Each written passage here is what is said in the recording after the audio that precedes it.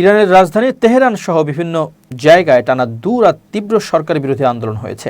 এর মধ্যে তেহরানের একটি মসজিদে আগুন ও 1979 সালের বিপ্লব পূর্ববর্তী সময়ের পতাকা উড়িয়েছে বিক্ষোভকারীরা। যুক্তরাষ্ট্রের সংবাদ মাধ্যম নিউ ইয়র্ক টাইমসকে লাদান নামে 60 বছর বয়সী এক নারী জানিয়েছেন, তিনি টানা দ্বিতীয় রাত রাস্তায় নেমেছিলেন। সাদাত আবাদ নামে এলাকার এ বাসিন্দা জানিয়েছেন, তিনি দেখেছেন বিক্ষোভকারীরা একটি মসজিদে আগুন দিয়েছে। বৃহস্পতিবার রাতের মতো গতকাল শুক্রবার রাতেও বিক্ষোভ মাসহাদ, তাবরিজ, উরুমিয়া, ইস্ফাহান, কারাজ এবং ইয়োজদে ছড়িয়েছিল। সংবাদ মাধ্যম বিবিসি ফার্সির প্রকাশিত একটি ভিডিওতে দেখা গেছে বিক্ষোভকারীরা সরকার বিরোধী স্লোগান দিচ্ছেন।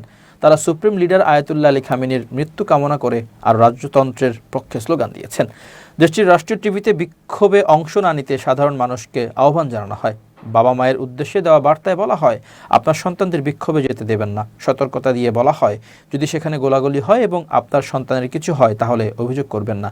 এমন সতর্কবার্তা ও ইন্টারনেট বিচ্ছিন্ন করে রাখলেও হাজার হাজার মানুষ রাস্তায় নেমে আসেন।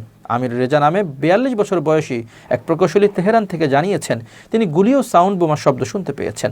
এক পর্যায়ে সিভিল পোশাকে মিলিশিয়া ও পুলিশ গুলি ছোড়া শুরু করলে তিনি বাড়িতে চলে যান।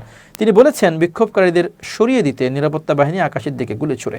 গত 28 ডিসেম্বর তেহরানের গ্র্যান্ড বাজারের ব্যবসায়ীরা প্রথমে শান্তিপূর্ণ বিক্ষোভ শুরু করেন, কিন্তু এটি দ্রুতই সহিংস রূপ ধারণ করে। টানা 13 দিন ধরে দেশটিতে এই বিক্ষোভ চলছে। এর মধ্যে টাইম ম্যাগাজিন এক প্রতিবেদনে জানিয়েছে, গত বৃহস্পতিবার শুধুমাত্র তেহরানেই 200 জনের বেশি বিক্ষোভকারীকে গুলি করে হত্যা করা হয়েছে।